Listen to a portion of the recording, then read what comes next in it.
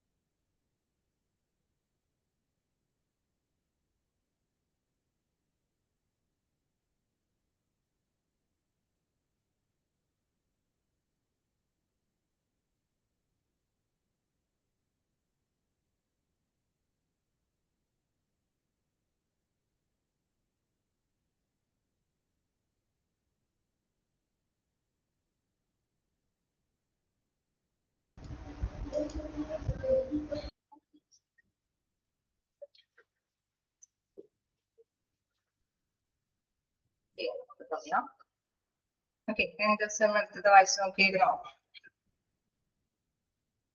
വായിച്ചായിരുന്നോ? നമ്മൾ സ്ട്രെസ്സുമായി ബന്ധപ്പെട്ട കാര്യങ്ങളാണ് ഡിസ്കസ് ചെയ്ത് പഠിച്ചിരുന്നത്.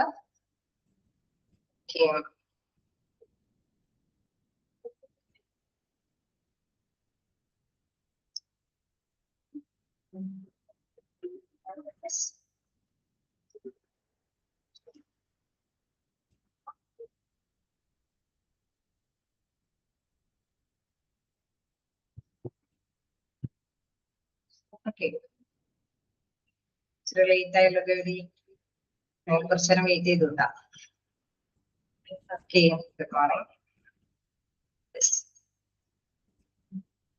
ഓക്കെ, അപ്പൊ നമ്മള് കഴിഞ്ഞ ദിവസം പഠിച്ചത് വായിച്ചു നോക്കിയിട്ടാണ് ഓക്കെ ആണെന്ന് പറയുന്നു. ഓക്കെ, നമ്മള് ഡിസ്ട്രെസ് തുടങ്ങിയാണ് എടുക്കേണ്ടത് അല്ലേ? അപ്പൊ സ്ട്രെസ് വരുന്ന കാര്യങ്ങളെ കുറിച്ചിട്ട് നമ്മൾ ഡിസ്കസ് ചെയ്തു. അപ്പൊ സ്ട്രെസ് വരുമ്പോൾ തീർച്ചയായിട്ടും നമുക്കറിയാം, പെട്ടെന്ന് സ്ട്രെസ് വരുമ്പോൾ റെസ്പോണ്ട് ചെയ്യുന്ന കാര്യങ്ങളെ കുറിച്ചിട്ട് നമ്മൾ ഡിസ്കസ് ചെയ്തു. കുറച്ച് പതിയെ അതൊക്കെ കാര്യങ്ങളൊക്കെ റെസ്പോണ്ട് ചെയ്ത് വലിയ പ്രശ്നമില്ലാത്ത ഒരു ഏരിയ ആകുമ്പോഴേക്കും സാധാരണ ടെമ്പറേച്ചറും കാര്യങ്ങളൊക്കെ ആയിട്ട് നമുക്ക് വലിയ കുഴപ്പമില്ലാതെ ചെയ്യാനൊക്കെ പറ്റുന്നൊക്കെ കഴിഞ്ഞ ദിവസം നമ്മൾ ഡിസ്കസ് ചെയ്തു. എന്നിരുന്നാലും ഡിസ്ട്രെസ് എന്ന് പറയുമ്പോൾ തീർച്ചയായിട്ടും നമുക്കറിയാം ഒരു നെഗറ്റീവ് അല്ലെ, നമുക്ക് ആരും സഹകരിക്കാനില്ല, നമ്മളെ ഏൽപ്പിക്കുന്ന ഡ്യൂട്ടികൾ നമ്മൾ തന്നെ ചെയ്യണം, അങ്ങനെ ഒരുപാട് അല്ലെ, ആരുടെയും ഒരു സപ്പോർട്ട് ഇല്ലാതെ ചെയ്യേണ്ട ഒരു അവസരങ്ങളൊക്കെ വരുമ്പോൾ തീർച്ചയായിട്ടും നമുക്ക് എപ്പോഴും നെഗറ്റീവ് ആയിട്ടുള്ള ഒരു മൈൻഡ് ആയിരിക്കും അല്ലെ. എപ്പോഴും ഈ സമ്മർദ്ദം അത് കൂടുതലായിട്ട് വരാനുള്ള സാധ്യതയുണ്ട്. ഇൻ കേസ് ആരെങ്കിലൊക്കെ ഹെൽപ്പ് ചെയ്യാൻ അല്ലെ, നമ്മളുടെ ഫീലിങ്സിൽ ആരെങ്കിലൊക്കെ പങ്കാളിയാകുക, അതല്ലെങ്കിൽ നമ്മുടെ ഉത്തരവാദിത്തങ്ങൾ, റിസ്ക് പിടിച്ച ഉത്തരവാദിത്തങ്ങളിൽ ആരെങ്കിലൊക്കെ ഒരു സപ്പോർട്ട് ഉണ്ടെങ്കിൽ ഈ പറഞ്ഞ സമ്മർദ്ദത്തിന് ഒരു പരിധി വരെ നമുക്ക് അല്ലെ കുറച്ചും കൂടി മയവ് വരുത്താനായിട്ട് സാധിക്കും. ഇപ്പൊ ഡിസ്ട്രെസ് എന്ന് പറയുന്നത് എന്താണ്? Distress or a negative stress occurs when there is too much stress. The person cannot endure and nothing done to mitigate its effects. Okay, ഒരുപാട് സ്ട്രെസ് അവന് അവൈലബിൾ ആകും. അതായത് അവന്റെ മേലിൽ ഒരുപാട് സമ്മർദ്ദം വരുമ്പോൾ ഒരാളും ഒരു സപ്പോർട്ടീവ് ആയിട്ട് അല്ലെങ്കിൽ ഒരു എന്താ പറയാ എന്തെങ്കിലും വർക്കും കാര്യങ്ങളൊക്കെ വരുമ്പോൾ യാതൊരു തരത്തിലും മറ്റൊരു ഭാഗത്തുനിന്ന് സപ്പോർട്ടൊന്നും ഇല്ലാത്തൊരവസ്ഥയാണ് നമ്മൾ ഡിസ്ട്രെസ് എന്ന് പറയുന്നത്. ഓക്കെ, ഇപ്പൊ ഡിസ്ട്രെസ് എന്ന് പറയുന്നത് എന്താണ്? ഒരു നെഗറ്റീവ് അല്ലെ, ഡിസ്ട്രെസ് ഒരു നെഗറ്റീവ് സ്ട്രെസ് എന്ന് പറയുന്നത് ടൂ മച്ച് സ്ട്രെസ്, ഒരുപാട് സ്ട്രെസ് അനുഭവപ്പെടുന്നു. that the person cannot endure and cope and nothing is done to mitigate its effect. ഇതിന്റെ വരുന്നത് ഫലമാണെങ്കിൽ ആർക്കും അല്ലെ ഹെൽപ്പ് ചെയ്യാൻ പറ്റാത്ത ഒരു ഇതിലേക്ക് കൊണ്ടുവരുന്നത് കൊണ്ട് തന്നെ അല്ലെ അതിൽ നിന്ന് കിട്ടുന്ന നെഗറ്റീവ് ആയിട്ടുള്ള റിസൾട്ട്, നെഗറ്റീവ് ആയിട്ടുള്ള ഒരു പെർഫോമൻസ് ആയിരിക്കും അതിന്റെ പരിണത ഫലം അവസാനിക്കുന്നത്. കാരണം തീർച്ചയായിട്ടും നമുക്കറിയാം സാറ്റിസ്ഫൈഡ് ആയിട്ട് ആ എംപ്ലോയിക്ക് വർക്ക് ചെയ്യാൻ പറ്റില്ല അല്ലെ, ആരും സപ്പോർട്ട് ഇല്ല, ഒരുപാട് സ്ട്രെസ് പിടിച്ച വർക്കുകൾ തനിക്കൊക്കെ ഹാൻഡിൽ ചെയ്യേണ്ടതായിട്ട് വരുന്നു. സോ അവിടെ നിന്ന് കിട്ടുന്ന റിസൾട്ടും മോശമായിട്ടുള്ള റിസൾട്ട് ആയിരിക്കും. സോ അതിനുള്ള സ്ട്രെസ്സിനെ പറയുന്നതാണ് distress. The events have a dangerous effect. Okay, സംഭവങ്ങളെല്ലാം ഡേഞ്ചറസ് ആയിട്ടുള്ള കാര്യങ്ങളായിട്ടായിരിക്കും പരിണമിക്കുക. The situations become demanding with no or little control over the situation is perceived. കാരണം നമുക്കറിയാം നമുക്കുള്ള ആവശ്യങ്ങളെ അല്ലെ, നമുക്ക് ആരെങ്കിലും എന്തെങ്കിലും ചെയ്യാനായിട്ട് ഒരാളുടെ സപ്പോർട്ട്, അല്ലെങ്കിൽ പറഞ്ഞു തരാനുള്ള സപ്പോർട്ട്, അല്ലെങ്കിൽ ആശ്വസിപ്പിക്കാനുള്ള സപ്പോർട്ട്. സോ ഇത് ഭാഗത്തുനിന്ന് അല്ലെ, ഓർഗനൈസേഷന്റെ ഭാഗത്തുനിന്ന് കേസ് സൂപ്പർവൈസറിന്റെ പിന്തുണയോ അല്ലെങ്കിൽ മാനേജ്മെന്റിന്റെ എന്തെങ്കിലും ഇടപെടലോ അല്ലെ, നിങ്ങൾ ഇത്ര റിസ്ക് എടുത്തു കഴിഞ്ഞാൽ നിങ്ങൾക്ക് എന്തെങ്കിലുമൊക്കെ പാരിതോഷികം തരാം, ഓക്കെ നിങ്ങൾ ചെയ്തു നോക്ക്, അങ്ങനെ എന്തെങ്കിലും ഒരു സപ്പോർട്ട് അവിടെ നിന്ന് ഇല്ല എങ്കിൽ തീർച്ചയായിട്ടും നമുക്കറിയാം നെഗറ്റീവ് ആയിട്ടുള്ള ഒരു റിസൾട്ട് ആയിരിക്കും അവിടെ പരിഗണിക്കുന്നത്. For example, last attempt for a job interview. The interview based ചെയ്തിട്ട് നമുക്ക് നോക്കുകയാണെങ്കിൽ so negative stress is the experience when there is an imbalance between the stressors placed on us and our ability to meet those demands. Okay, ഇന്റർവ്യൂവിന്റെ ഒക്കെ കാര്യത്തിൽ നമുക്കറിയാം ഒരു particular person തന്നെ അഭിമുഖീകരിക്കേണ്ടതായിട്ട് വരും അല്ലെ. ഇന്റർവ്യൂ ഒക്കെ നടത്തുമ്പോൾ ഓരോ പേഴ്സണ് വ്യക്തിപരമായിട്ട് തന്നെ ഇന്റർവ്യൂവിനെ ഫേസ് ചെയ്യേണ്ടതായിട്ട് വരും. അവിടെ ആരെങ്കിലും പങ്കാളിയാക്കാൻ പറ്റുമോ? നമ്മുടെ ഇന്റർവ്യൂ നമ്മൾ തന്നെ അല്ലെ, നമുക്ക് അറിയാം ഒരാൾ തന്നെ പോയി അല്ലെ, നമുക്ക് തന്നെ തീർച്ചയായിട്ടും റെസ്പോണ്ടുകൾ ചെയ്യേണ്ടത് വരും നമ്മളുടെ ഇന്റർവ്യൂകളൊക്കെ വരുമ്പോൾ. അപ്പൊ തീർച്ചയായിട്ടും ഇന്റർവ്യൂ കൂടെ പോകുമ്പോൾ ഈ വരുന്ന സമ്മർദ്ദങ്ങളെല്ലാം തന്നെ ഒറ്റയ്ക്ക് തന്നെ ഹാൻഡിൽ ചെയ്യേണ്ടതായിട്ട് വരും. ചോദിക്കുന്ന ചോദ്യങ്ങളൊക്കെ കറക്റ്റ് ആയിട്ട് അനുസരിച്ച് ചെയ്യണം.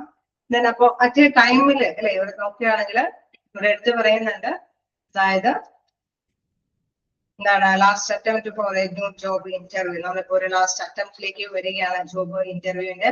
അതായത് നമുക്കറിയാം ആപ്ലിക്കേഷൻസ് ഒക്കെ കൊടുത്ത് അവിടെ സെലക്ഷൻ പ്രൊസീജിയർ ഒക്കെ ഓക്കെ ആക്കി അല്ലെ, നമ്മളിങ്ങനെ ഒരുപാട് പേരിൽ നിന്നാണ് ചൂസ് ചെയ്ത് കൊണ്ടുവരുന്നത്. കാരണം ആ വേക്കൻസിക്ക് അനുയോജ്യമായ ആളുകളുടെ ആവശ്യകതയേ ഉള്ളൂ. സോ ആപ്ലിക്കേഷൻസ് ഒക്കെ ഒരുപാട് ഉണ്ടായിട്ടാണെങ്കിലും കുറെ പേരൊക്കെ റിജക്ട് ചെയ്ത് ലാസ്റ്റ് അറ്റംപ്റ്റ് ആണ് ജോബ് ഇന്റർവ്യൂ.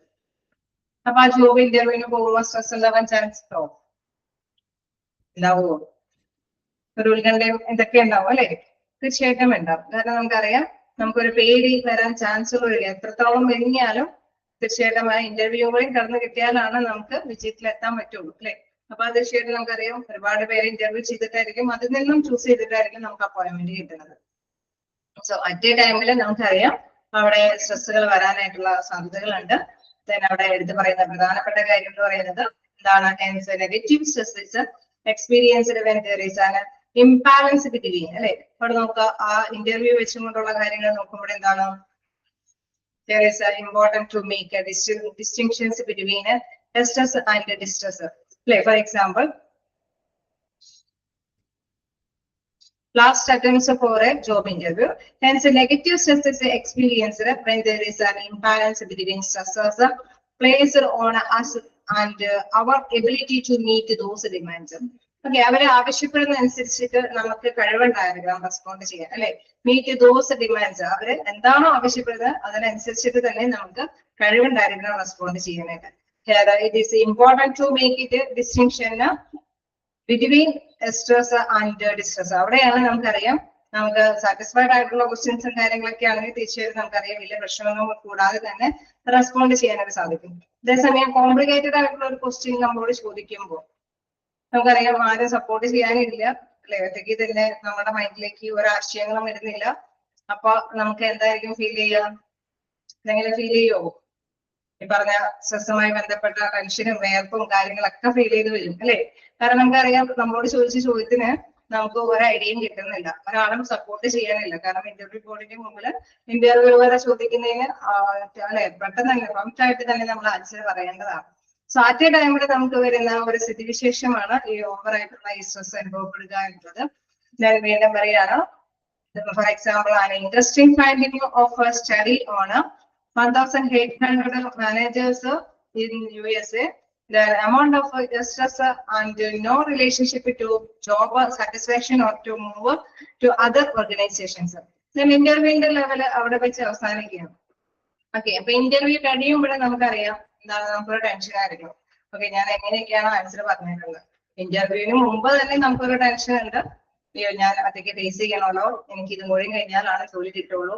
അങ്ങനെ ഒരു ടെൻഷനോട് കൂടിയിട്ടാണ് ഇന്റർവ്യൂ അറ്റൻഡ് ചെയ്യുന്നത്. ഇന്റർവ്യൂ അറ്റൻഡ് ചെയ്യുമ്പോൾ ഒരു കോംപ്ലിക്കേറ്റഡ് ആയിട്ടുള്ള ക്വസ്റ്റ്യൻസ് ഒക്കെ വരുമ്പോൾ നമ്മൾ ഒറ്റയ്ക്ക് ഇരുന്ന് സ്ട്രെസ് ഒക്കെ അനുഭവപ്പെട്ടിട്ടാണ് നമ്മൾ റെസ്പോണ്ട് ചെയ്യുന്നത്. സോ ഇന്റർവ്യൂ കഴിയുമ്പോഴും തീർച്ചയായിട്ടും നമുക്ക് അറിയാം ടെൻഷൻ ആയിരിക്കും. ഓക്കെ, ഞാൻ റെസ്പോണ്ട് ചെയ്ത അത് കറക്റ്റ് ആണോ, മറ്റുള്ളവരും ഇങ്ങനെയുള്ള എന്തെങ്കിലുമൊക്കെ അബദ്ധങ്ങൾ വരുത്തിയിട്ടുണ്ടോ, എനിക്ക് ചാൻസ് കിട്ടോ, അല്ലെ?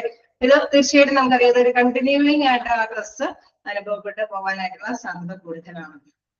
ഓക്കെ, ചിലപ്പോൾ വേണമെങ്കിൽ അതുമായി ബന്ധപ്പെട്ട് അല്ലെ ഇന്റർവ്യൂവിന്റെ റിസൾട്ട് വരണവരേക്കും ചിലപ്പോൾ ഉറപ്പും കാര്യങ്ങളൊന്നും ഉണ്ടാവില്ല. ശരിയല്ലേ? ഓക്കെ, കാരണം നമുക്കറിയാം അതൊരു ലാസ്റ്റ് ഒരു ചാൻസും കൂടിയാണ്. സോ അതും കൂടി കഴിഞ്ഞ് കഴിഞ്ഞാൽ നമ്മൾ ഓക്കെയാണ്, അല്ലെ? അപ്പൊ അതിനെ സംബന്ധിച്ച് നമുക്കറിയാം അതിന്റെ റിസൾട്ട് വരെയും ഒരു ടെൻഷനും കാര്യങ്ങളും അതിന്റെ നെഗറ്റീവ് ആയിട്ടുള്ള റിസൾട്ട് ആയിരിക്കും പിന്നീടുള്ള ദിവസങ്ങളൊക്കെ ഫേസ് ചെയ്യേണ്ടതായിട്ട് വരുന്നത്. സോ ഇവിടേക്ക് നോക്കുകയാണെങ്കിൽ എന്താണ് പറഞ്ഞു വയ്ക്കുന്നത്? On the other hand, managers with a high level of distress were less satisfied with their jobs and made attempts to find new job than did managers with a low distress level. Okay, അപ്പൊ തീർച്ചയായിട്ടും managers അവിടെ മനസ്സിലാക്കി വെക്കേണ്ട ഒരു പ്രധാനപ്പെട്ട കാര്യം എന്ന് പറയുന്നത്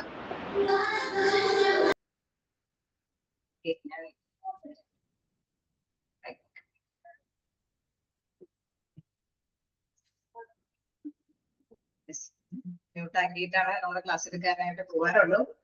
സോ മിസ്റ്റേക്ക് മ്യൂട്ട് ആക്കിയിട്ടുണ്ടായിരുന്നില്ല, സോറി. ഓക്കെ, അല്ലേ? ക്ലാസ് ഡിസ്റ്റർബൻസ് ഒന്നും ഇല്ലല്ലോ? ഓക്കെ അല്ലേ? ഓക്കെ, അപ്പൊ നമ്മള് പറഞ്ഞു നിന്നത് എന്താണ്? തീർച്ചയായിട്ടും മാനേജേഴ്സ് ഇങ്ങനെ ഒരുപാട് കോംപ്ലിക്കേറ്റഡ് ആയിട്ടുള്ള ക്വസ്റ്റ്യൻസ് ഒന്നും കൊടുത്ത് അവരെ ബുദ്ധിമുട്ടിക്കരുത് എന്ന് പറഞ്ഞാൽ അതുപോലെ തന്നെ ജോലിയിലാണെങ്കിലും അവരെ സഹായിക്കാതെ യാതൊരു തരത്തിലുള്ള സപ്പോർട്ടും കൊടുക്കാതെ ഒരു കാര്യങ്ങളൊന്നും എംപ്ലോയീസിനെ ഏൽപ്പിക്കാൻ പാടില്ല. അങ്ങനെ വരുമ്പോൾ തീർച്ചയായിട്ടും നെഗറ്റീവ് ആയിട്ടുള്ള പെർഫോമൻസ് ആയിരിക്കും അവരിൽ നിന്ന് ഉണ്ടാവുക. കാരണം അവർക്ക് കൂടുതൽ പേടിയും കാര്യങ്ങളൊക്കെ ഉണ്ടാവാനായിട്ടുള്ള സാധ്യത കൂടുതലാണ്. ഇപ്പൊ ജോലിയിലാണെങ്കിൽ നമുക്കറിയാം ജോലിയിൽ ഏൽപ്പിക്കുമ്പോൾ ചില കാര്യങ്ങൾ കൂടി ശ്രദ്ധിക്കണം, അല്ലെ? അവരെ സപ്പോർട്ട് ചെയ്യാൻ അല്ലെങ്കിൽ സൂപ്പർവൈസേഴ്സിനൊക്കെ ഒന്ന് ജസ്റ്റ് അവരെ ഒന്ന് ഡയറക്ട് ചെയ്യാനൊക്കെ ആയിട്ടുള്ള ചുമതലകളൊക്കെ കൊടുത്തിട്ട് വേണം ഏൽപ്പിക്കാനായിട്ട്. അല്ലെങ്കിൽ എംപ്ലോയീസിൽ നിന്ന് കിട്ടുന്ന റിസൾട്ട് എന്ന് പറയുന്നത് മോശം റിസൾട്ടുകളായിരിക്കും എന്നുള്ളതാണ്. സോ അത് റിലേറ്റഡ് കൺസെപ്റ്റ് ആണ് hyper stress and head stress, അല്ലെ? ഇവിടെ അടുത്തതായിട്ട് പറയുന്നത് the former indicates insufficient stress due to lack of stimulations. Okay, നമുക്കറിയാം ഇൻസഫിഷ്യന്റ് ആയിട്ടുള്ള നമുക്ക് അല്ലെ നമുക്ക് അനുഭവിക്കുന്നതിനേക്ക് കൂടുതലായിട്ടുള്ള സ്ട്രെസ് വരിക എന്ന് പറയുമ്പോൾ നമ്മുടെ മൈൻഡിൽ വന്നിട്ട് ഉത്തേജന ഫലങ്ങളൊക്കെ ഉണ്ടാവും, അല്ലെ? നമ്മൾ നേരത്തെ പറഞ്ഞ നമ്മുടെ ഉറക്കമൊക്കെ നഷ്ടപ്പെട്ടു പോകാനുള്ള സാധ്യതയുണ്ട്. കാരണം നമ്മൾ ഉറക്കുമ്പോൾ ഈ പറഞ്ഞ കോംപ്ലിക്കേറ്റഡ് ഞാൻ റെസ്പോണ്ട് ചെയ്തത് ശരിയാണോ തെറ്റാണോ, ഞാൻ എങ്ങനെയൊക്കെയാണോ അത് ഒപ്പിച്ച് പറഞ്ഞത്, അല്ലെ? എന്നൊക്കെ ഒരു മൈൻഡാണ്. എന്ന് പറഞ്ഞ മാതിരി ജോലിയിൽ നമുക്കറിയാം എങ്ങനെയൊക്കെയോ ചെയ്തു തീർത്തു, നമ്മളെ കൊണ്ട് ഒറ്റയ്ക്ക് അത് ഹാൻഡിൽ ചെയ്യേണ്ട ഒരു അവസരം വന്നതുകൊണ്ട് എങ്ങനെയൊക്കെയോ ചെയ്തു തീർത്തു എന്നുള്ള ഒരു മൈൻഡായിരിക്കും എപ്പോഴും ഉണ്ടായിരുന്നത്. For example, A person feels monotony in the current job since there is no challenging work. വെല്ലുവിളി നിറഞ്ഞ വർക്കുകളൊക്കെ അവിടെ ഏൽപ്പിച്ചു കൊടുക്കുമ്പോൾ അല്ലെ അവിടെ മോണോട്ടണി തീർച്ചയായിട്ടും ഫോളോ ചെയ്യാനായിട്ട് വരുമ്പോൾ later term refers to excessive stress when events including positive events pile up and stretch the limits of a person's flexibility. Role overload can be cause of hyperpressure. Okay, തീർച്ചയായിട്ടും നമുക്കറിയാം ഈ ഹൈപ്പർ സ്ട്രെസ് വരുമ്പോഴാണ് നമുക്ക് negative ആയിട്ടുള്ള റിസൾട്ടുകൾ വരുന്നത്. So അതനുസരിച്ചിട്ട് management അവിടെ available ആക്കണോ എന്നുള്ളതാണ് പ്രധാനമായിട്ടും എടുത്തു പറയുന്നത്. ഹൈപ്പർ സ്ട്രെസ് വന്നു കഴിഞ്ഞാൽ എന്താ പ്രത്യേകത? നമ്മുടെ പെർഫോമൻസിൽ നല്ല രീതിയിലുള്ള റിസൾട്ടുകൾ ഉണ്ടാകാനായിട്ടുള്ള സാധ്യത കുറവായിരിക്കും. ഓക്കെ, കാരണം നല്ല രീതിയിലുള്ള റിസൾട്ടുകൾ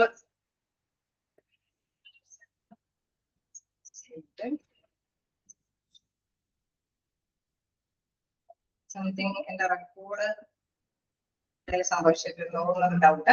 ഒരു മിനിറ്റ്.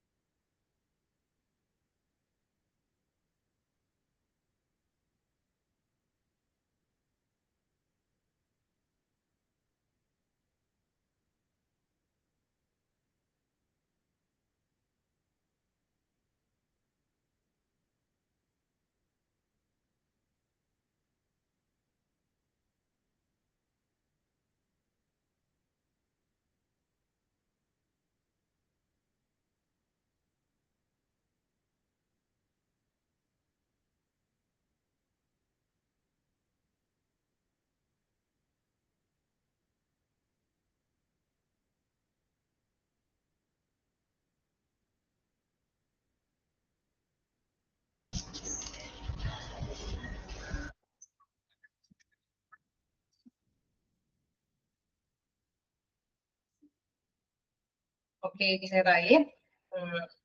ഇത് ശരിയായി, നെറ്റ് ഓക്കെ ആയി. അപ്പോ ഓക്കെ അല്ലേ നമ്മൾ ഇതുവരെയും പഠിപ്പിച്ചത്? സ്ട്രെസ് ഓക്കെ അല്ലേ? ഓക്കെ, അപ്പൊ തീർച്ചയായിട്ടും നമ്മള് പ്രധാനമായിട്ടും മനസ്സിലാക്കേണ്ട ഒരു കാര്യം, കൂടുതൽ ഇങ്ങനത്തെ ഒരു സ്ട്രെസ് കൊടുത്തു കഴിഞ്ഞാൽ എംപ്ലോയീസിൽ നിന്ന് കിട്ടുന്ന റിസൾട്ട് വളരെ കുറവായിരിക്കും. ആ റിസൾട്ട് കുറയാതിരിക്കണമെങ്കിൽ തീർച്ചയായിട്ടും നമ്മൾ ചെയ്യേണ്ടത് അവിടെ കൃത്യമായിട്ട് അതിനുള്ള സപ്പോർട്ടീവ് ആയിട്ടുള്ള പേഴ്സണൊക്കെ അവൈലബിൾ ആക്കണം. ഫോർ എക്സാമ്പിൾ ഒക്കെ നമ്മൾ കണ്ടു, ഇന്റർവ്യൂവുമായി ബന്ധപ്പെട്ട് വരുന്ന കാര്യങ്ങളൊക്കെ. പിന്നെ അത് മാത്രമല്ല, തീർച്ചയായിട്ടും നമുക്കറിയാം ഒരുപാട് സ്ട്രെസ് അനുഭവപ്പെടുന്ന എംപ്ലോയീസ് എന്താണ് പ്രധാനമായിട്ടും ആ ഒരു സ്ഥാപനത്തിൽ നിന്ന് വിട്ട് മറ്റൊരു ജോലി തേടി പോകാനൊക്കെ ആയിട്ടുള്ള സാധ്യതയൊക്കെ കൂടുതലാണ്. സോ അതുകൂടി മനസ്സിലാക്കിയിട്ട് മാനേജർ അതിനനുസരിച്ചുള്ള നല്ല രീതിയിലുള്ള തീരുമാനങ്ങളൊക്കെ അവിടെ അവൈലബിൾ ആക്കാം. ഓക്കെ അല്ലേ? നമുക്ക് നെക്സ്റ്റ് നോക്കാറുള്ളത് ടൈപ്പ് ഓഫ് സ്ട്രെസ് ആണ്. ഈ സ്ട്രെസ്സുകൾ ഏതൊക്കെ തരത്തിലുണ്ട്? ഓക്കെ, സ്ട്രെസ് എന്ന് പറയുമ്പോൾ നമുക്കറിയാം, നമ്മൾ വീട്ടിലായിരിക്കുമ്പോൾ ഒരു സ്ട്രെസ് അനുഭവപ്പെട്ടിട്ടായിരിക്കും ഡ്യൂട്ടിയിലേക്ക് വരുന്നത്. ഡ്യൂട്ടിയിലായിരിക്കുമ്പോൾ ഡ്യൂട്ടിയിലും കുറെ സ്ട്രെസ്സുകളൊക്കെ അനുഭവപ്പെടും അല്ലേ? ശരിയല്ലേ? വീടുകളിൽ എല്ലാവർക്കും എന്തെങ്കിലുമൊക്കെ സ്ട്രെസ്സുകൾ ഇടയ്ക്കുണ്ടാവും അല്ലെ? കാരണം കുട്ടികളും അല്ലെ ഫാമിലി ബാക്ക്ഗ്രൗണ്ട്സ് ഒക്കെ ആയിട്ട് കുറെ സ്ട്രെസ് ഒക്കെ ഉണ്ടാവും ചെറിയ രീതിയിലെങ്കിലും. ഓർഗനൈസേഷനിൽ ചെല്ലുമ്പോഴും സ്ഥാപനത്തിൽ ചെല്ലുമ്പോഴും അവിടെയും കുറച്ച് പല രീതിയിലുള്ള സ്ട്രെസ്സുകൾ അനുഭവപ്പെടും. ഇതെല്ലാം നമ്മൾ അല്ലെ നമുക്കറിയാം, ഒരു പേഴ്സൺ തന്നെയാണ് ഇതൊക്കെ ഹാൻഡിൽ ചെയ്യുന്നത്. നമുക്ക് ഡ്യൂട്ടിയിൽ മാത്രമായിട്ട് ജീവിച്ച് മുന്നോട്ട് പോകാനൊന്നും പറ്റില്ല അല്ലെ? ഫാമിലിയും എല്ലാം കൂടി ഒന്നിച്ച് കണക്റ്റഡ് ആയിട്ട് അല്ലെ സോഷ്യലി നമുക്ക് സമൂഹത്തിലൊക്കെ നമുക്ക് നല്ല രീതിയിൽ തന്നെ മുന്നോട്ട് പോകേണ്ടതുണ്ട്. അപ്പൊ ഇത്തരത്തിലുള്ള എല്ലാ സ്ട്രെസ്സും നമ്മൾ ബെറ്റർ ആയിട്ട് തന്നെ കൈകാര്യം ചെയ്ത് പോകേണ്ടതുണ്ട്. അപ്പൊ ടൈപ്പ് ഓഫ് സ്ട്രെസ്സിൽ നമുക്ക് അതുമായി ബന്ധപ്പെട്ടുള്ള കുറെ കാര്യങ്ങൾ പഠിക്കാം. ഓക്കെ, അതിലെ ഫസ്റ്റ് മെയിൻ ആയിട്ട് പറയുന്നത് എന്താണ്? മെയിൻ ആയിട്ട് പറയുന്ന കാര്യം 3 types ഓഫ് സ്ട്രെസ്. മെയിൻലി 3 തരത്തിലുള്ള സ്ട്രെസ്സുകളുണ്ട്. അതിലെ ഫസ്റ്റ് സ്ട്രെസ് എന്ന് പറയുന്നത് psychological stressors, then organisation stressors and social stressors.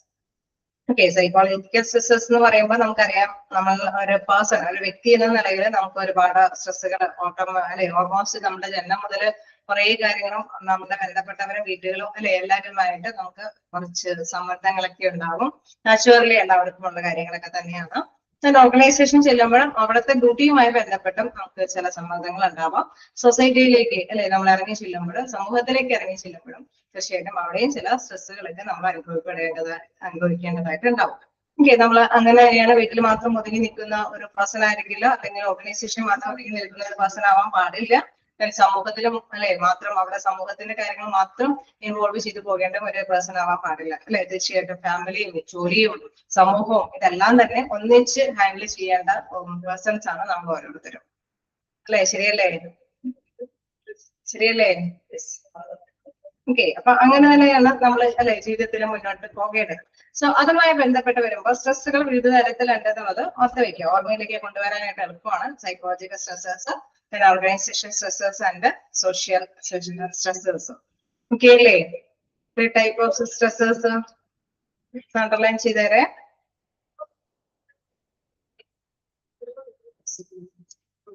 അതില് സൈക്കോളജിക്കൽ സ്ട്രെസ്സേഴ്സിനെ കുറിച്ച് നമുക്ക് നോക്കാം.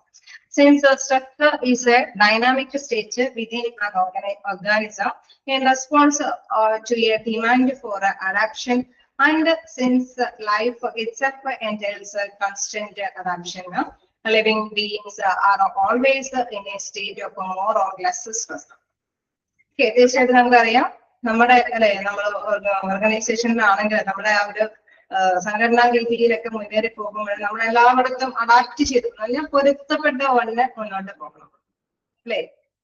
ലൈഫ് ഇറ്റ്സെൽഫ് എൻറ്റെയിൽസ് കോൺസ്റ്റന്റ് അഡാപ്ഷൻ അല്ലെ? സ്ഥിരമായിട്ട് നമ്മൾ എല്ലാത്തിനോടും പൊരുത്തപ്പെട്ട് പോകണം. Living beings always state of more or less stress.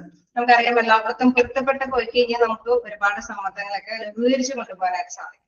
Okay, നമുക്കറിയാം തീർച്ചയായിട്ടും സ്ട്രെസ്സുകൾ വരുന്നത് നമുക്ക് പൊരുത്തപ്പെടാനായിട്ട് ബുദ്ധിമുട്ടുള്ളത് കൊണ്ടായിരിക്കും അല്ലെ?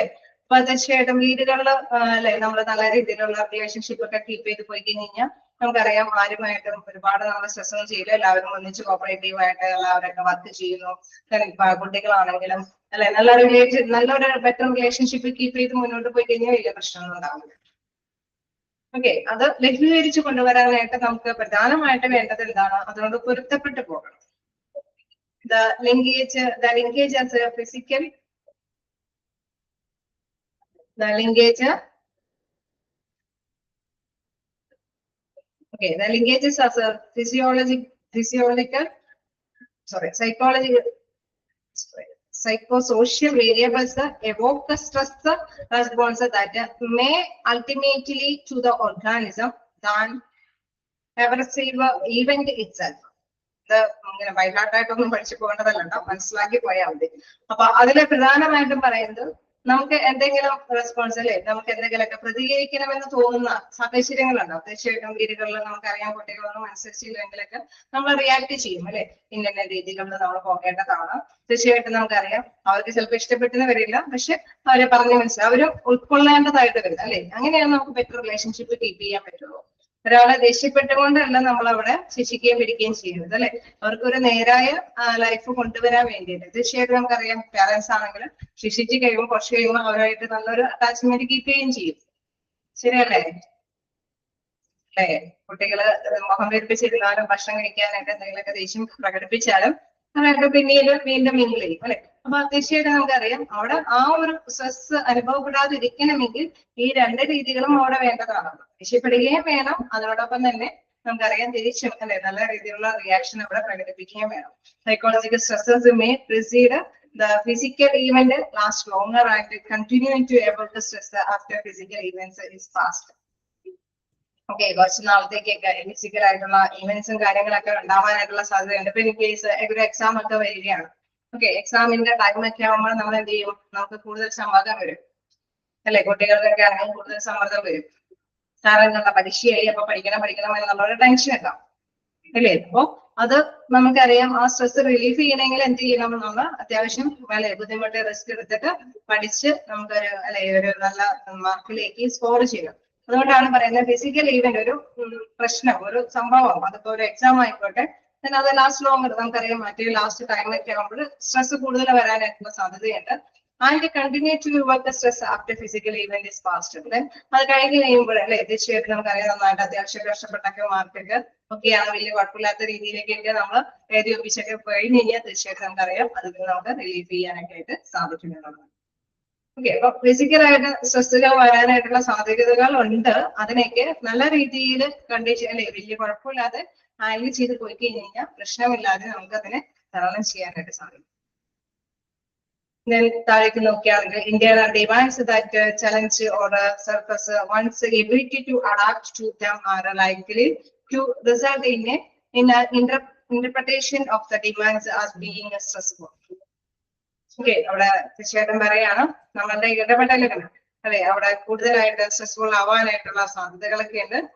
നമ്മൾ എപ്പോഴും അതിനു വേണ്ടിയിട്ടുള്ള ഒരു എബിലിറ്റി സ്വന്തമാക്കണം അല്ലെ, കഴിവ് സ്വന്തമാക്കണം. ഇപ്പൊ ഒരു ഇന്റർവ്യൂ വരുമ്പോൾ ആ ഒരു ചലഞ്ചിനെ നമ്മൾ മറികടക്കണമെങ്കിൽ തീർച്ചയായിട്ടും നമുക്കറിയാം നല്ലൊരു ഒരുക്കം വേണം. വേണ്ടിവരില്ലേ? അപ്പൊ ഇന്റേണൽ ആയിട്ട് എന്തെങ്കിലും ആവശ്യങ്ങൾ വരുമ്പോൾ ഇന്റർവ്യൂ എന്നൊരു ആവശ്യം നമ്മുടെ ഉള്ളിലേക്ക് വരുന്നുണ്ട്, ആ ഒരു ചലഞ്ച് നമ്മുടെ ഉള്ളിലേക്ക് വരുന്നുണ്ടെങ്കിൽ തീർച്ചയായിട്ടും നമ്മൾ എന്ത് ചെയ്യണം, അതിനനുസരിച്ചിട്ടുള്ള എബിലിറ്റി സമ്പാദിച്ചു വെക്കണം അല്ലെ. അതിനോട് ചേർന്നെടുത്ത് പോകണമെങ്കിൽ അഡാപ്റ്റ് ചെയ്ത് പോകണമെങ്കിൽ തീർച്ചയായിട്ടും നമ്മൾ അതിനുള്ള കഴിവ് സമ്പാദിച്ചു വെക്കണം. കുറെ നോളജുകളൊക്കെ മാത്രം നമ്മൾ നേടിയത് കൊണ്ട് മാത്രമല്ല അല്ലെ, മറ്റുള്ളവരെ ചോദിക്കുമ്പോൾ അത് പ്രകടമാക്കാനുള്ള ഒരു ശേഷിയും കൂടി നമ്മൾ ഉണ്ടാക്കിയെടുക്കണം.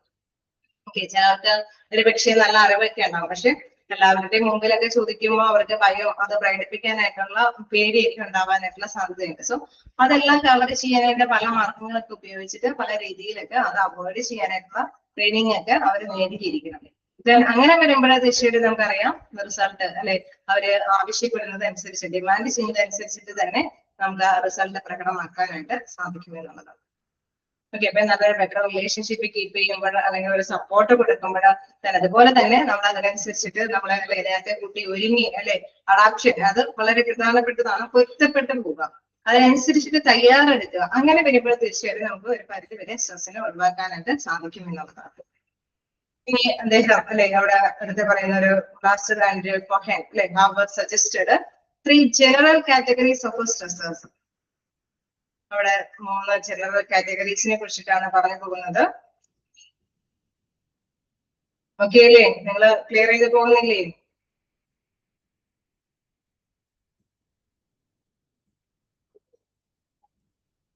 ക്ലിയർ ചെയ്ത് പോകുന്നുണ്ട്. ഓക്കെ, അതിലെന്താണ് പറയാനായിട്ട് നോക്കാം. Categories of stressors. എന്താണ് diversity phenomena, individual crisis and daily hassles. 3 കാര്യങ്ങളായി ചെയ്തിട്ടാണ് കാറ്റഗറൈസേഷനാണ് ഇവിടെ കൊടുത്തിരിക്കുന്നത്. ആ കാറ്റഗറൈസേഷന്റെ പേരുകൾ കേൾക്കുമ്പോൾ നിങ്ങൾ പേടിക്കേണ്ട. അതായത് എന്തൊക്കെ കാര്യങ്ങളാണ്, ആരാണിത് ഇത് കൊണ്ടുവന്നിരിക്കുന്നത് just not ചെയ്തേരെ. Nurses and Cohen ആണ്. അദ്ദേഹം അവരെ സജസ്റ്റ് ചെയ്തിരിക്കുന്ന 3 ജനറൽ കാറ്റഗറീസ് ഏതൊക്കെയാണെന്ന് ചോദിച്ചു കഴിഞ്ഞാൽ എന്തൊക്കെയാണ്? ഡിവാസ്റ്റിംഗ് phenomena, then individual crisis and daily challenges. അതിന് 3 കാര്യങ്ങൾ പറയുന്നത്. Catalytic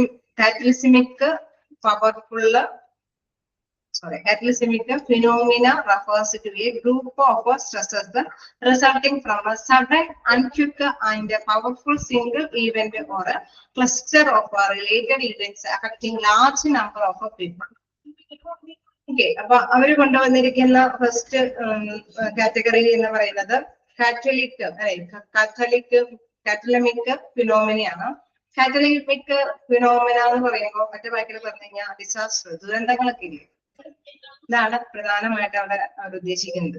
ദുരന്തങ്ങള് ഒരു ഏരിയയിൽ എന്തെങ്കിലും മണ്ണിടിച്ചില് അല്ലെ, എന്തെങ്കിലും മരത്തക്കിക്ക്, അങ്ങനെയൊക്കെയുള്ള ദുരന്ത സാഹചര്യങ്ങളില് ഒരു പേഴ്സൺ എങ്ങനെയാണ് നമുക്കറിയാം. അവര് നേരത്തെ കൂട്ടിയൊന്നും വൈകിട്ടുണ്ടാവില്ല. അടുത്ത സ്റ്റേജിലാണ് ഈ ഒരു സമ്മർദ്ദം അവർക്ക് ഉണ്ടാവുന്നത്. കുറെ വീടുകൾ നഷ്ടപ്പെടുന്നു, ആളുകൾ നഷ്ടപ്പെടുന്നു. സോ ഒരുപാട് കാര്യങ്ങൾ വരുമ്പോൾ തീർച്ചയായിട്ടും അവർക്ക് അതിനെ അഭിമുഖീകരിക്കേണ്ടതായിട്ട് വരും. ആ ഒരു ഫിനോമിനയാണ് ഇവിടെ നിർവചിച്ചു വരുന്നത്. ആരാണ്? ലാർസ് ആൻഡ് കൊഹനാണ് ഈ ഒരു സജഷൻസ് ആയിട്ട് 3 കാറ്റഗറൈസ് ചെയ്തിട്ട് കാര്യങ്ങൾ പറയുന്നത്.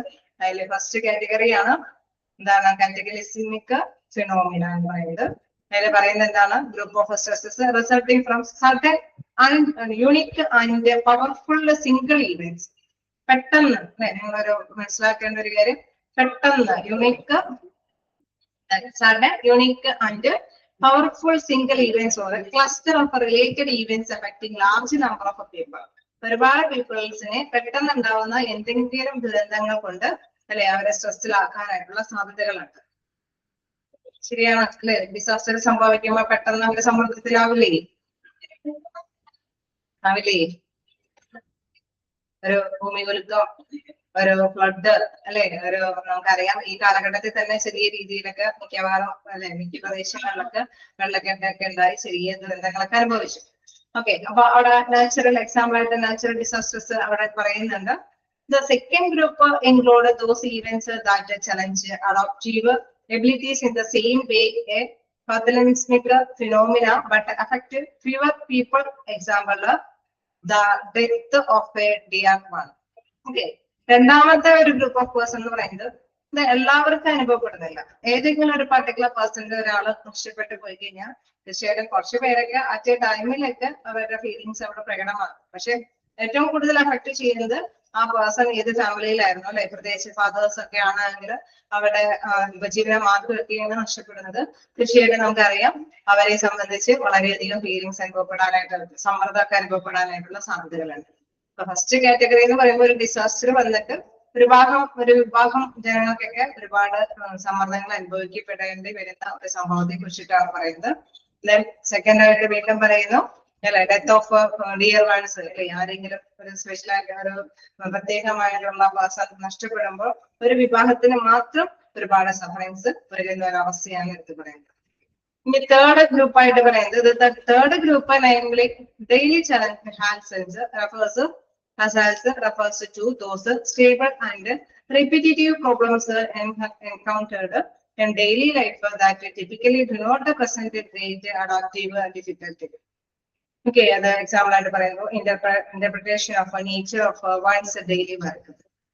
Okay, അത് ദൈനംദിന ജീവിതത്തിൽ ഒരു വർക്കുമായി ബന്ധപ്പെട്ട എന്തെങ്കിലുമൊക്കെ പ്രശ്നങ്ങൾ, ഓക്കെ, എന്തെങ്കിലുമൊക്കെ സമ്മർദ്ദങ്ങൾ. അപ്പൊ ഓർഗനൈസേഷൻ ചിലപ്പോൾ നമുക്ക് കുറച്ച് കൂടുതലായിട്ട് വർക്ക് ലോഡൊക്കെ ഏൽപ്പിക്കുമ്പോഴൊക്കെ പ്രസന്റിലി അല്ലെ അതിനോട് പൊരുത്തപ്പെട്ട് വരാനായിട്ടുള്ള ബുദ്ധിമുട്ടുകളെ കുറിച്ചിട്ട്, ആ സമ്മർദ്ദത്തിനെ കുറിച്ചിട്ടാണ് പറയുന്നത്. അപ്പൊ 3 സമ്മർദ്ദങ്ങളെ കുറിച്ചിട്ടാണ് ആര് അവിടെ സജഷൻസ് കൊണ്ടുവരുന്നത്.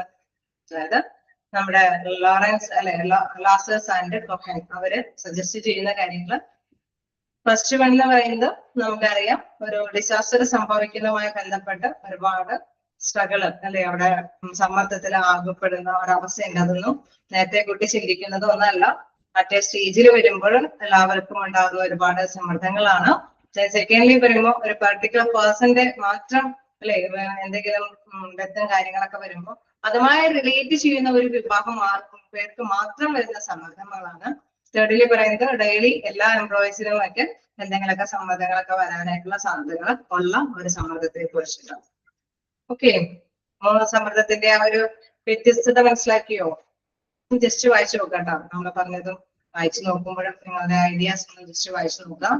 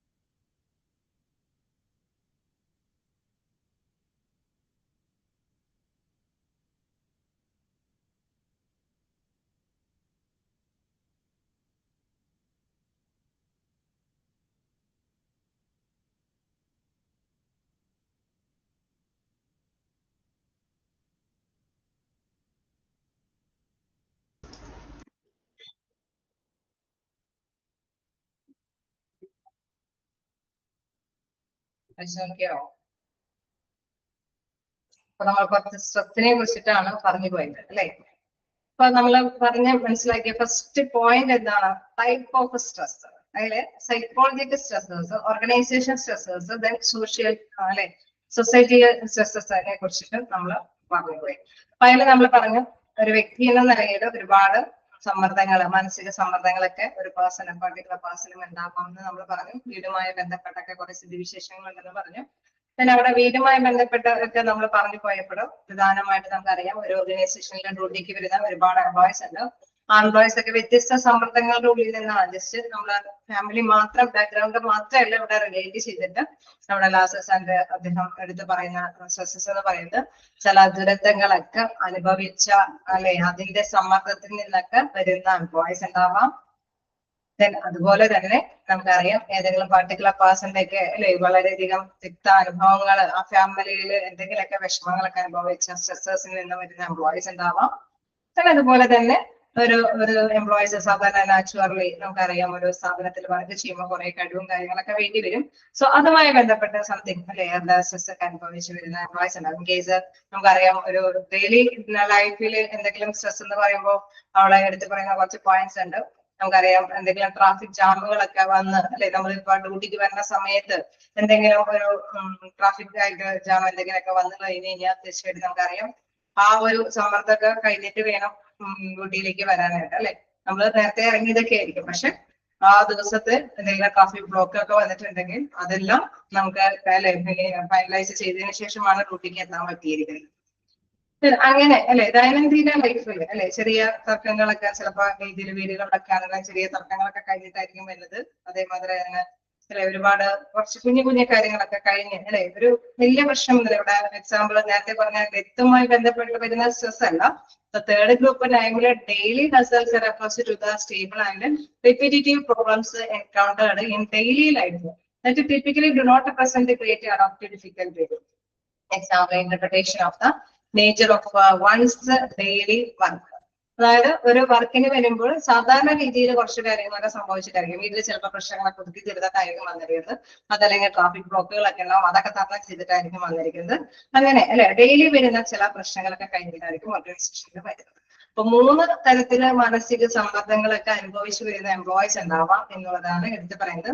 സാധാരണ ദൈനംദിന ജീവിതത്തിലെ ചെറിയ പ്രശ്നങ്ങളും ഡെയിലി വർക്കുകളുമായി ബന്ധപ്പെട്ട പ്രശ്നങ്ങളൊക്കെ തരണം ചെയ്തു വരുന്നവരുണ്ട്. അതുപോലെ തന്നെ വരുന്ന എംപ്ലോയീസിന് ഒരുപാട് ഫീലിങ്സ് അവരുടെ ഫാമിലി ബാക്ക്ഗ്രൗണ്ടിൽ കുറെ ഫീലിങ്സ് അല്ലെ എന്തെങ്കിലും സ്പെഷ്യൽ ഫീലിങ്സ് ഒക്കെ കഴിഞ്ഞു വരുന്ന എംപ്ലോയീസ് ഉണ്ടാവും.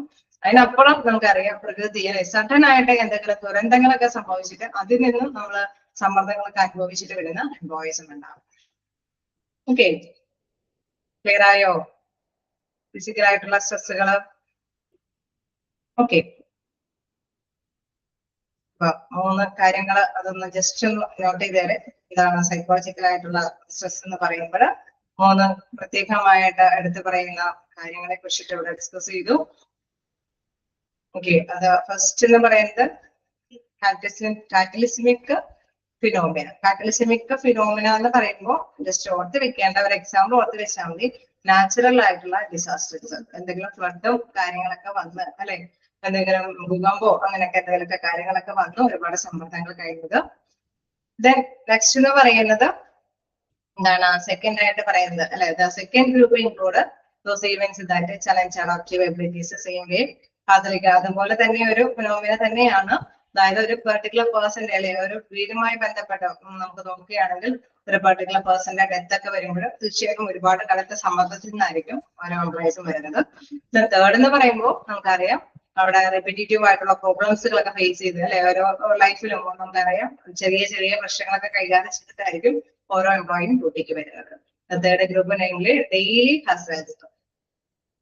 ഇത് എന്താണ് റെഫർ ചെയ്യുന്നത്, അതായത് റിപ്പീറ്റീവ് ആയിട്ടുള്ള കുറച്ച് പ്രോബ്ലംസ്. എന്നും ചിലപ്പോൾ ട്രാഫിക് ബ്ലോക്ക് അനുഭവിച്ചിട്ടേ വരാൻ പറ്റുള്ളൂ. ചിലപ്പോൾ എന്നും വീട്ടിലെ പ്രശ്നങ്ങളൊക്കെ കുറച്ച് രീതിയിൽ ഒതുക്കി തീർത്തിട്ടാണ് ചിലപ്പോൾ ഡ്യൂട്ടിക്ക് വരാനൊക്കെ പറ്റുള്ളൂ. ശരിയല്ലേ? ഓക്കെ അല്ലേ? എന്താണ് ഉദ്ദേശിച്ചേക്കുന്നത്? ഓക്കെ, ഇനി നമുക്ക് ഓർഗനൈസേഷനിൽ ചെല്ലുമ്പോൾ നമുക്ക് എന്തൊക്കെ കാര്യങ്ങൾ അനുഭവിക്കപ്പെടേണ്ടതായിട്ട് വരും? അവിടെയും അതിൻ്റെതായിട്ടുള്ള കുറെ സ്ട്രെസ്സുകൾ അനുഭവിക്കപ്പെടേണ്ടതായിട്ട് വരും അല്ലെ. അവിടേക്ക് നമുക്ക് നോക്കാം എന്ത് കാര്യങ്ങളാണ്. Organisation stress. Organisation membership is A controlling sources of stress. അവിടെയും ഒരുപാട് അല്ലെ മെമ്പേഴ്സ് ആയിരിക്കുമ്പോൾ ജോലിയുമായി ഇടപെട്ട് നമുക്ക് ഒരുപാട് സ്ട്രെസ്സുകളൊക്കെ കൺട്രോൾ ചെയ്ത് പോകേണ്ടതൊക്കെ ഉണ്ട്. The concept of organization stress first evolved in the classic work of Han et al. They were the earliest to draw attention to organizational stress in general and role stress in a particular. Okay, അദ്ദേഹം കുറച്ച് ഡീപ്പായിട്ട് തന്നെ കൈകാര്യം ചെയ്തു പോകുന്നുണ്ട്. സ്ട്രെസ്സുമായി ബന്ധപ്പെട്ട organisational സ്ട്രെസ്സുമായി ബന്ധപ്പെട്ട കുറച്ച് ക്ലാസിക് ആയിട്ടുള്ള കാര്യങ്ങളൊക്കെ അവിടെ നിർവഹിച്ചു പോകുന്നുണ്ട്. Pioneered work on role stress by identifying as many as the 10 different type of organization roles and stress. ഇവിടെ പരീക്ക് പോയിന്റ് അല്ലെ, അദ്ദേഹം കുറച്ച് സ്ട്രെസ്സിനെ ഐഡന്റിഫൈ ചെയ്ത് അല്ലെ ഒരു ഡിഫറെന്റ് 10 കാര്യങ്ങൾ ഓർഗനൈസേഷനുമായി ബന്ധപ്പെട്ട് വരാൻ ചാൻസ് ഉള്ള 10 സ്ട്രെസ്സുകളെ കുറിച്ചിട്ട് നിർവഹിച്ച് പറയുന്നുണ്ട്. They are described here briefly. Okay, താഴേക്ക് നമുക്ക് അത് ബ്രീഫായിട്ട് ഡിസ്ക്രൈബ് ചെയ്തിട്ടുണ്ട്. ഓർഗനൈസേഷൻ സ്ട്രെസ് എന്ന് പറയുമ്പോൾ നമുക്കറിയാം ഒരു ഓർഗനൈസേഷനിൽ വന്നു വിടുമ്പോൾ ഒരുപാട് സമ്മർദ്ദങ്ങളൊക്കെ അനുഭവിച്ചിട്ട് വേണം അവർക്ക് ഡ്യൂട്ടി ഒക്കെ നിർവഹിച്ച് പുറത്തേക്ക് പോകാനായിട്ട്. അല്ലെങ്കിൽ എന്റെ വീടുകളിലേക്ക് പോകുമ്പോൾ വീടുകളിൽ ചെറിയ ചെറിയ സ്ട്രെസ്സുകളൊക്കെ ഉണ്ടാവും. സോ നമുക്കറിയാം സമൂഹത്തിലേക്ക് ഇറങ്ങുമ്പോഴും ഉണ്ടാവും. അപ്പൊ ഈ 3 സ്ട്രെസ് ഉണ്ടെന്ന് ഓർത്ത് വെക്കാം. എന്താണ് അവിടെ ഓർഗനൈസേഷൻ സ്ട്രെസ്, തന്നെ സോഷ്യൽ സ്ട്രെസ്, തന്നെ സൈക്കോളജിക്കൽ ആയിട്ടുള്ള സ്ട്രെസ്സുകൾ. Then organization membership is a dominant source of stress. Okay, അവിടുത്തെ മെമ്പേഴ്സ് തന്നെ ഏറ്റവും പ്രധാനപ്പെട്ട ഈ സ്ട്രെസ് വരാനായിട്ടുള്ള വ്യക്തിത്വങ്ങൾ അല്ലെ. പരസ്പരം നല്ല സഹപ്രവർത്തകരൊക്കെ ആണെന്ന് പറഞ്ഞാൽ ചിലപ്പോൾ അവര് തന്നെയാണ് കൂടുതൽ സമ്മർദ്ദത്തിലൊക്കെ എല്ലാവരെയും ആക്കുന്നത് അല്ലെ. The concept of organization stress first evolved in the classical work of Han et al. They were the earliest to draw attention to organization stress in general and role stress in a particular. Okay, തീർച്ചയായിട്ടും general ആയിട്ടും particular ആയിട്ടുള്ള പ്രത്യേകമായിട്ടൊക്കെ സ്ട്രെസ്സിനെ കുറിച്ചിട്ട് എടുത്ത് പറയുന്നുണ്ട്. Very poignant work on a role stress by identifying as many as 10 different types of organization role stresses. They are described here briefly. Okay, നമുക്ക് പഠിച്ചു പോകേണ്ട പ്രധാനപ്പെട്ട കാര്യം എന്ന് പറയുന്നത് ഓർഗനൈസേഷൻ സ്ട്രെസ് ഉണ്ട്. ആ സ്ട്രെസ്സുകള് പരിഹരിക്കുകയാണ് അല്ലെ. അവര് 10 രീതികൾ 10 കാര്യങ്ങളിലൂടെ ഉൾപ്പെടുത്തിയിട്ടാണ് ആ സ്ട്രെസ്സുകൾ ഏതൊക്കെയാണെന്നുള്ളത് കൃത്യമായിട്ട് പറഞ്ഞു തരുന്നത്. അവിടെ മെയിനായിട്ട് അല്ലെ ഡൊമിനന്റ് ആയിട്ടുള്ള ഫാക്ടർ എന്ന് പറയുന്നത് അവിടുത്തെ മെമ്പേഴ്സ് തന്നെയാണ്. ഏതൊരു സ്ഥാപനത്തിലുണ്ടെങ്കിലും ആ സ്ഥാപനത്തിലെ മെമ്പേഴ്സ് തന്നെയാണ് തീർച്ചയായിട്ടും സ്ട്രെസ്സുകൾ ഉണ്ടാക്കി തരാനായിട്ടുള്ള പ്രധാനപ്പെട്ട വക്താക്കൾ എന്നുള്ളതാണ് എടുത്തു പറയുന്നത്. ശരിയായിരിക്കോ? ശരിയായിരിക്കോ? ആയിരിക്കും അല്ലെ. ചിലപ്പോൾ മേലുദ്യോഗസ്ഥര് പണിയെടുക്കുമ്പോൾ നമ്മുടെ സഹപ്രവർത്തകർ അതിൽ വലിയ പണി തരും അല്ലെ.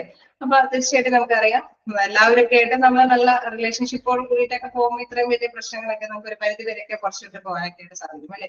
ഏത് പ്രശ്നങ്ങളാണെങ്കിലും അവിടെയൊക്കെ ഏറ്റവും ബെറ്റർ ആയിട്ട് വേണ്ടത് നല്ലൊരു റിലേഷൻഷിപ്പ് കീപ്പ് ചെയ്യുകയാണ്. ഓക്കെ, ഒരാളെ സഹായിക്കാൻ പറ്റുന്ന അവസരത്തിൽ നമ്മളെ സഹായിക്കുകയാണെങ്കിൽ തിരിച്ചും നമ്മുടെ പ്രശ്നങ്ങളൊക്കെ സൊല്യൂഷൻസ് കണ്ടെത്താൻ മറ്റുള്ളവരുടെ സഹായമൊക്കെ നമുക്ക് നേടാനായിട്ട് സാധിക്കും. സോ എപ്പോഴും ഒരു ബെറ്റർ റിലേഷൻഷിപ്പ് കീപ്പ് ചെയ്ത് ഒരു പരിധി വരെ സ്ട്രെസ്സുകളൊക്കെ നമുക്ക് റിലീഫ് ചെയ്ത് കൊണ്ടുപോകാം. തീർച്ചയായിട്ടും നമുക്കറിയാം അല്ലെ, നമ്മൾ നേരത്തെ പറഞ്ഞ സൈക്കോളജിക്കൽ ഇഷ്ടം പോലെ വീടുകളിൽ നിന്നൊക്കെ സ്ട്രെസ് ഒക്കെ അനുഭവിച്ചിട്ടൊക്കെ ആയിരിക്കും എല്ലാവരും ഡ്യൂട്ടികളിൽ വരുന്നത്. സോ ഈ സ്ട്രെസ്സിനോടൊപ്പം തന്നെ ഓർഗനൈസേഷനിലും സ്ട്രെസ് വരുമ്പോഴാണ് താങ്ങാൻ പറ്റാതൊക്കെ വരുന്നത്. അപ്പൊ തീർച്ചയായിട്ടും എന്താണ് അവിടെ ഓർഗനൈസേഷനിലെ സ്ട്രെസ് ഒക്കെ ഒരു പരിധി വരെ നമുക്ക് നല്ല ബെറ്റർ റിലേഷൻഷിപ്പോട് കൂടിയിട്ട് കീപ്പ് ചെയ്യാന്നുള്ളതാണ് പ്രധാനമായിട്ടും മനസ്സിലാക്കേണ്ടത്.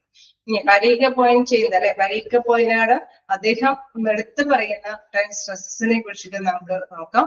ഫസ്റ്റ് സ്ട്രെസ് എന്ന് പറയുന്നത് എന്താണ്? Inter role distance. എന്താണ് IRD?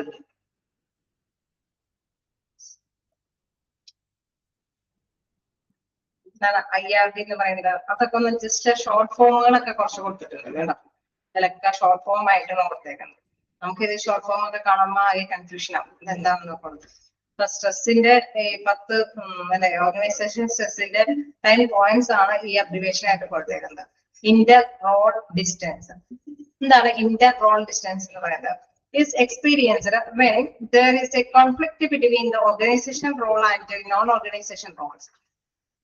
ഓക്കെ, അവിടെ സംഘർഷങ്ങൾ വരികയാണ്. അതായത് ഇപ്പൊ സ്ഥാപനത്തിൽ ചെല്ലുമ്പോൾ സ്ഥാപനത്തിന്റെ ഡ്യൂട്ടി നമുക്ക് പെർഫെക്റ്റ് ആയിട്ട് ചെയ്യണം, വീട്ടിൽ ചെല്ലുമ്പോൾ വീട്ടിലെ ഡ്യൂട്ടി നമുക്ക് പെർഫെക്റ്റ് ആയിട്ട് ചെയ്യണം അല്ലെ. നോൺ ഓർഗനൈസേഷൻ റോൾസ്, ഓർഗനൈസേഷൻ അല്ലാത്ത റോൾസുകൾ നമുക്കറിയാം പെർഫെക്റ്റ് ആയിട്ട് ചെയ്യണം, എങ്കിൽ മാത്രമാണ് പ്രശ്നമൊന്നും ഇല്ലാതെ മുന്നോട്ട് പോകാൻ പറ്റുള്ളൂ ഇല്ലേ.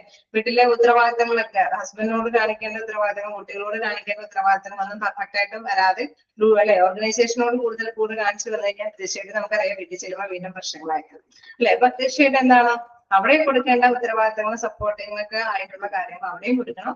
അതേപോലെ തന്നെ ജോലി സ്ഥലത്ത് ചെല്ലുമ്പോഴും ജോലി സ്ഥലത്ത് ആ ഡ്യൂട്ടിക്ക് അനുസരിച്ചിട്ടുള്ള സപ്പോർട്ടീവ് ആയിട്ടുള്ള കാര്യങ്ങൾ അവിടെയും കൊടുക്കണം അല്ലെ. ഒരു particular for example the role ആണ് executive versus the role of my husband.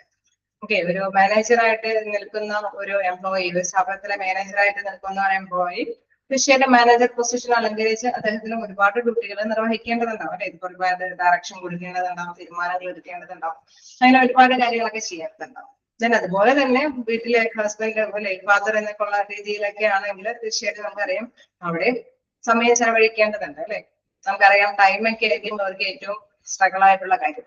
കാരണം കൂടുതൽ സമയം ഓർഗനൈസേഷനിൽ ചെലവാക്കേണ്ടി വരുമ്പോൾ കുട്ടികളോടൊത്ത് വൈഫിനോടൊത്ത് ചെലവഴിക്കാനായിട്ട് സമയമില്ലാതെ വരുന്നു. ദെൻ അവിടെ പ്രശ്നങ്ങൾ ധാരാളം ഉണ്ടാവാനായിട്ടുള്ള സാധ്യത കൂടുതലാണ്. സോ കുട്ടികളോട് ഒപ്പം അല്ലെ കുറച്ച് സമയമൊക്കെ ചെലവഴിക്കാനായിട്ടുള്ള ടൈമും കണ്ടെത്തണം. ദെൻ ഓർഗനൈസേഷനിൽ നല്ല രീതിയിൽ ഡീൽ ചെയ്യാനായിട്ടുള്ള അവസരങ്ങൾ സൃഷ്ടിക്കാൻ. So inter role distance. Okay, ശരിയല്ലേ? ഇങ്ങനെ ഒരു സ്ട്രെസ് ഉണ്ടാവാൻ സാധ്യതയില്ലേ?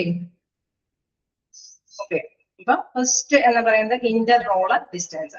എന്താണ് ഇന്റർ റോളർ ഡിസ്റ്റൻസ് എന്ന് പറയുമ്പോൾ ഇരു കൂട്ടറിലും നല്ല ഒരു ആന്തരിക റോള് പ്രകടമാക്കേണ്ടതുണ്ട് അല്ലെ. is experienced when there is a conflict between the organization role and non-organization roles. ഈ നോൺ ഓർഗനൈസേഷൻ റോൾസിലേക്കാണ് ഫാമിലി ബാക്ക്ഗ്രൗണ്ട് കൊണ്ടുവരുന്നത് അല്ലെ.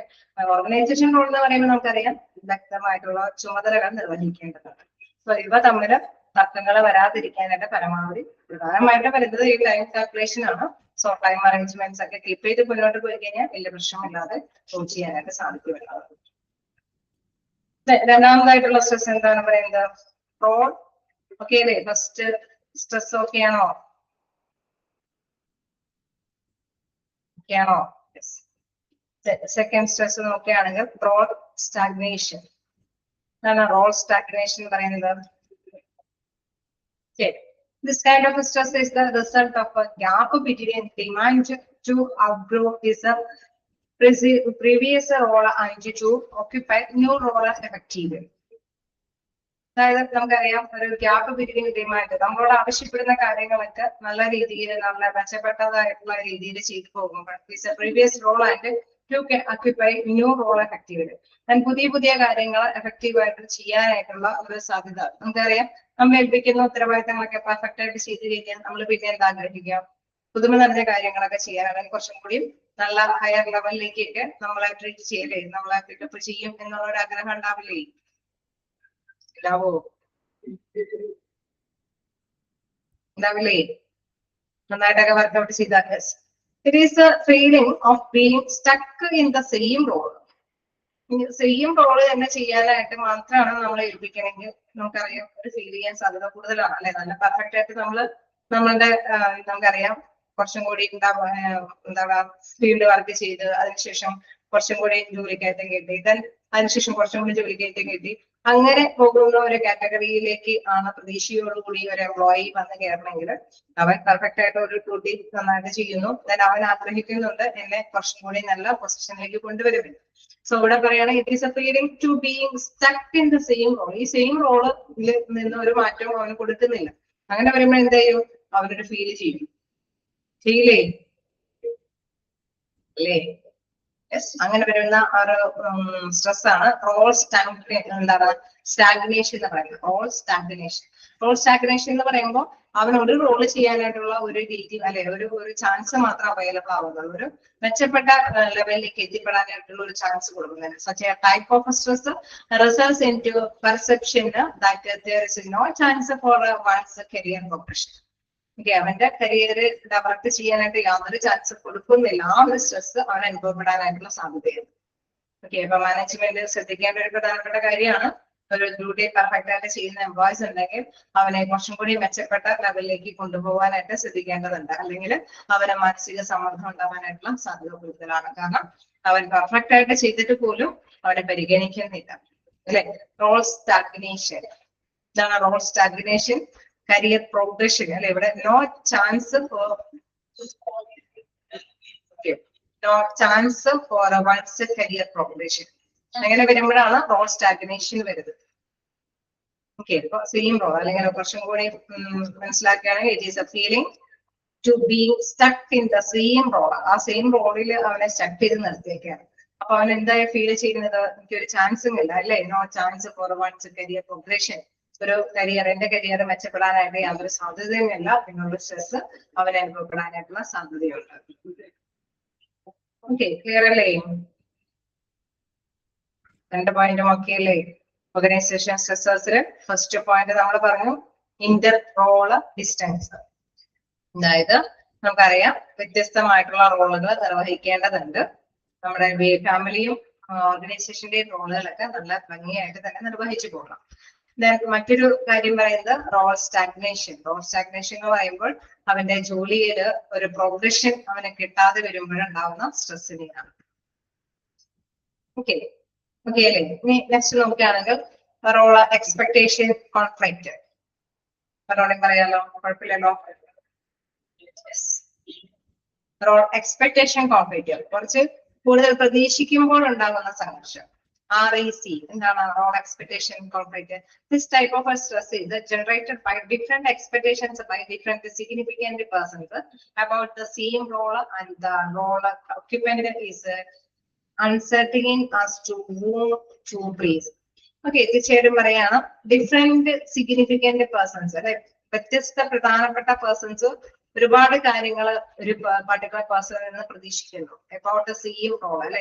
ഒരു പർട്ടിക്കുലർ പേഴ്സൺ ഒരു പർട്ടിക്കുലർ എംപ്ലോയിൽ നിന്ന് ഡിഫറെന്റ് ആയിട്ട് ഉള്ള കാര്യങ്ങൾ പ്രതീക്ഷിക്കുന്നു. എക്സ്പെക്ടഡ് ആയി അല്ലെ. അതിന് ഡിഫറെന്റ് ആയിട്ടുള്ള എക്സ്പെക്ടേഷൻസ് വരുന്നു. ഇൻ കേസ് ഒരു എക്സാമ്പിൾ നോക്കുകയാണെങ്കിൽ സൂപ്പർവൈസേഴ്സ് അല്ലെ അവർ പറയുന്നു നിങ്ങൾ ഇത്ര നല്ല രീതിയിൽ വർക്ക്ഔട്ട് ചെയ്യണം എന്ന് പറയുന്നു, അല്ലെങ്കിൽ റിപ്പോർട്ടുകളൊക്കെ ഇത്ര സമയത്തിനുള്ളിൽ കൊടുക്കണം എന്ന് പറയുന്നു. ഇനി അതിനെ പോലെ തന്നെ മാനേജേഴ്സ് വന്നിട്ട് പറയണം നിങ്ങൾ കസ്റ്റമേഴ്സിനോടൊക്കെ കുറച്ച് സമയം കൂടുതൽ ഡീൽ ചെയ്യണം, എന്നാലാണ് കസ്റ്റമേഴ്സ് സാറ്റിസ്ഫൈഡ് ആവുന്നുള്ളൂ എന്ന് പറയുന്നു. അപ്പൊ ഇവര് പറയുമ്പോൾ നോക്കുമ്പോൾ ഇവർക്ക് ഡിഫറെന്റ് പേഴ്സൺസ് അല്ലെ, സിഗ്നിഫിക്കന്റ് പേഴ്സൺസ് ആണ്. മാനേജേഴ്സും സിഗ്നിഫിക്കന്റ് പ്രധാനപ്പെട്ട പേഴ്സൺ ആണ്, സൂപ്പർവൈസേഴ്സും പ്രധാനപ്പെട്ട പേഴ്സൺസ് ആണ്. ഓക്കെ, മീറ്റിംഗ് വിളിച്ചു കൂട്ടുമ്പോൾ മാനേജർ പറയുന്നു കസ്റ്റമേഴ്സിനോട് കുറെ സമയം നല്ല രീതിയിൽ ഇടപെടണമെന്ന് പറയുമ്പോൾ അവിടെ സമയം സ്പെൻഡ് ചെയ്യേണ്ടതായിട്ട് വരുന്നു. സൂപ്പർവൈസേഴ്സ് പറയുന്നു നിങ്ങളുടെ ഡ്യൂട്ടികളുടെ റിപ്പോർട്ടുകളൊക്കെ ടൈം ടു ടൈം കൊടുക്കണം. ഓക്കെ, അപ്പൊ പല പല ഡ്യൂട്ടികൾ ഇവർക്ക് ഒന്നിച്ച് നിർവഹിക്കേണ്ടതായിട്ട് വരുന്നു. സാധ്യതയുള്ള കാര്യമല്ലേ? ശരിയല്ലേ? അല്ലേ? അപ്പൊ ഒരു പർട്ടിക്കുലർ പേഴ്സണിൽ നിന്നാണ് ഇങ്ങനെ മേലുദ്യോഗസ്ഥരുടെ പലതരത്തിലുള്ള ഡിമാൻഡ്സുകൾ വരുന്നത്. സോ അവർക്ക് ആകെ അല്ലെ സമ്മർദ്ദത്തിലാവും. നമുക്കറിയാം വിചാരിച്ച ഡ്യൂട്ടികളൊക്കെ ചെയ്യേണ്ടതുണ്ട്. ആ ഡ്യൂട്ടികളുടെ റിപ്പോർട്ടുകളൊക്കെ സമയത്ത് കൊടുക്കേണ്ടതുണ്ട്. കസ്റ്റമേഴ്സിനോട് അധികം സമയം ചിലവഴിച്ചില്ലെങ്കിൽ മാനേജറിന്റെ ഭാഗത്തു നിന്നുള്ള അതൃപ്തി കേൾക്കേണ്ടതായിട്ട് വരുന്നു. സോ ഇങ്ങനെ വരുമ്പോൾ ഒരു കോൺഫ്ലിക്ട്സുകൾ, മാനസിക സമ്മർദ്ദങ്ങൾ ഓരോ വായിലും ഉണ്ടാവാനായിട്ടുള്ള സാധ്യതയുണ്ട്. Role expectations conflict. അതിന് പ്രധാനപ്പെട്ട കാര്യം ഡിഫറെന്റ് സിഗ്നിഫിക്കന്റ് പേഴ്സൺസ് തന്നെയാണ് നമ്മളോട് ആവശ്യപ്പെടുന്നത്. അതും ആരെയും ഒഴിച്ചുകൂടാൻ പറ്റാത്ത പേഴ്സൺസ് ആണ്. ഓക്കെ, ക്ലിയർ അല്ലേ? ഓർമ്മയിലേക്ക് കൊണ്ടുവരണം കേട്ടോ. ഫസ്റ്റ് പ്രാവശ്യം വായിച്ചു കഴിഞ്ഞാൽ ഞങ്ങൾക്ക് ചിലപ്പോൾ മറന്നുപോകാൻ ചാൻസ് ഉണ്ട്. ഓർത്ത് വെക്കുക. ഇന്റർ റോളർ ഡിസ്റ്റൻസ് നല്ല 2 റോളുകൾ ഉണ്ട് അവിടെ അല്ലെ. ഫാമിലി റോളും ഉണ്ട്, ഓർഗനൈസേഷന്റെ റോളും ഉണ്ട്. അപ്പൊ രണ്ടുപേർക്കും തൃപ്തിപ്പെടുത്തി പോയാലാണ് നമുക്ക് സമാധാനമായിട്ട് മുന്നോട്ട് പോകാൻ പറ്റുള്ളൂ. Okay, Inter roller distance. Roller stagnation.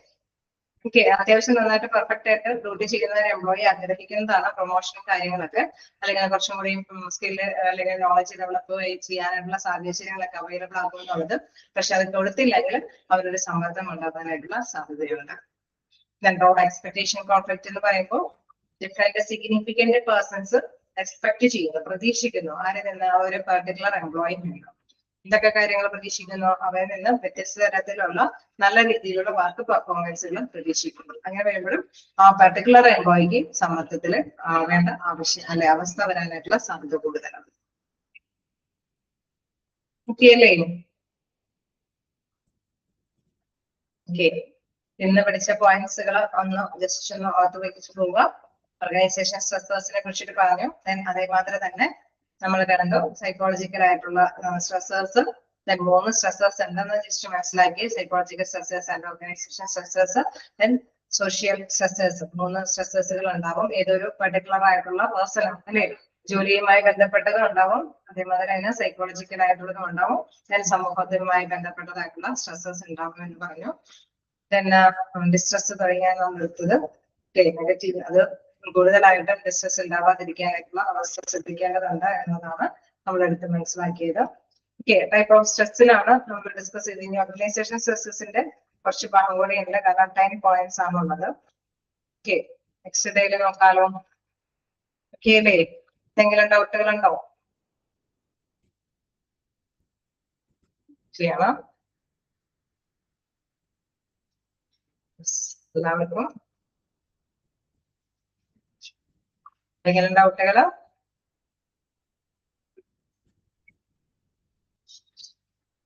ചെയ്യണോ? വായിച്ചിട്ട് പറ്റില്ലേ?